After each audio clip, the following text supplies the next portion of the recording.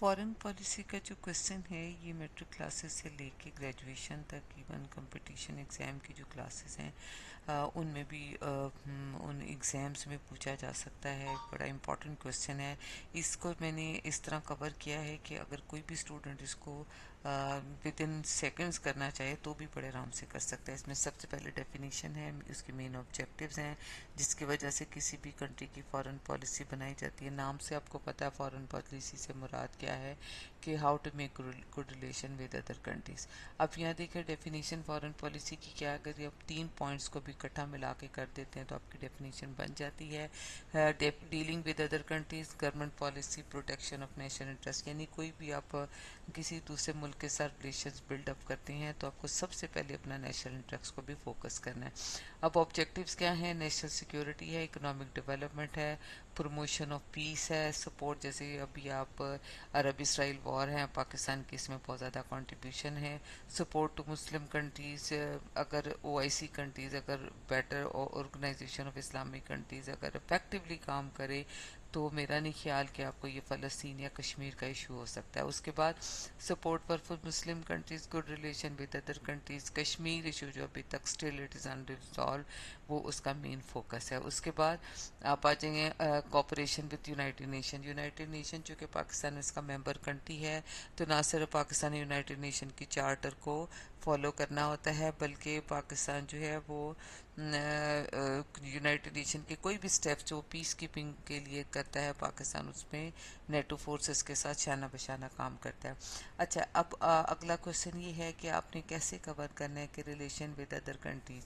अब relation with other countries में आपके नेबरिंग कंट्रीज़ भी आ जाती है जिसमें चाइना, रशिया, अफगानिस्तान, ईरान, और अगर आप इंडिया, और अगर आप अरेबियन सी के थ्रू देखें तो आपके सारे मिडल ईस्ट कंट्रीज़, यूरोपियन और प्रोड्यूसिंग कंट्रीज़ जो हैं वो आपके सारे नेबरिंग कंट्रीज़ में ही शुमार होते हैं। एक किस्म के देखा जाए तो पाकिस्तान अकेला सब कुछ जो है वो सरवाइव नहीं कर सकता, उसको दूसरे कंट्रीज़ की हेल्प की ज़रूरत होती है। अब अगर आपको नेबरिंग कंट्रीज़ में USA, UK, India, China, Russia, Afghanistan से रिलेटेड कोई भी क्वेश्चन आता है तो आपने ये सारी हेडिंग्स सेम आपने यूज़ करनी है। जैसे इंट्रोडक्शन है, इंट्रोडक्शन में आपको उससे कैसे स्टार्ट हुआ, जैसे अगर चाइना के साथ देखें तो पाकिस्तान ने इसको एक्सेप्ट किया था 1949 में।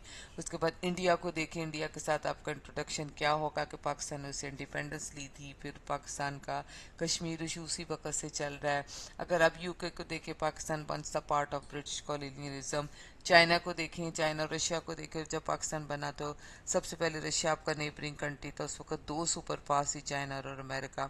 चाइना ने उसने अमेरिका और रशिया सॉरी सुपर पावर थे तो अमेरिका ने उस वक्त आपको बाद में इनवाइट किया था, रशिया ने पहले इनवाइट किया था। तो हमारा मेन फोकस वो ये होना चाहिए था कि we should prefer Russia as compare to America, but our prime minister prefer America as compare to Russia. So this is the reason कि रशिया के आपके साथ रिलेशंस बड़ी देर तक जो है वो स्ट्रेन रहे। लेकिन रशिया ही वो कंट्री है जिसने पाकिस्तान में सिर्फ एक स्टील मिल मिलाई बनाई।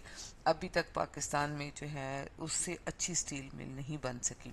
उसके बाद आप देखिए एग्रीमेंट, एग्रीमेंट में सारा इसमें आ जाएगा कि आपके कौन कौन से एग्रीमेंट है। जैसे यूएसए है, यूएसए के साथ आपके डिफरेंट ट्रेड एग्रीमेंट भी होती हैं। इंडिया को अगर आप देखें तो आपका जो डिफरेंट वॉर के बाद आपका सीज फायर एग्रीमेंट हुए हैं वो इसमें शामिल हैं। जैसे आपका 1965 की वॉर के बाद ताशकंद एग्रीमेंट है। उसके बाद आपका 71 के बाद आपका शिमला एग्रीमेंट है। उसके बाद वाशिंगटन डिक्लेरेशन है। फिर आपका इंडिया के साथ अगर आप देखें तो आगरा एग्रीमेंट आपका आता है, लाहौर डिक्लेरेशन आती है। तो इन सारे पॉइंट्स को अगर आप सामने रख के कंपाइल कर देते हैं तो आपका क्वेश्चन बन जाता है। उसके बाद इन सारे कंट्रीज़ का अब कश्मीर इशू में पाकिस्तान के साथ क्या स्टांस रहा, 65-71 की बार हुई तो उन्होंने पाकिस्तान को कितना हेल्प आउट किया। डिफरेंट जो अर्थक्वेक्स है, नेशनल डिज़ास्टर है, इन कंट्रीज़ ने पाकिस्तान को कितनी हेल्प की। और अब रिलेशन इन मॉडर्न एरा में में पाकिस्तान की क्या डेवलपमेंट चल रही है, जैसे चाइना के साथ आपका सी पैक एग्रीमेंट चल रहा है, रशिया के साथ आपके डिफरेंट सेंट्रल एशियन कंट्रीज बनने की वजह से आपके डिफरेंट एग्रीमेंट्स चल रहे हैं, जिसमें आपकी पावर सप्लाई का है, गैस का है। सिमिलरली अफगानिस्तान के आपके साथ रिलेशन स्ट्रेन चल रहे हैं तालिबान की वजह से। और this is the compilation of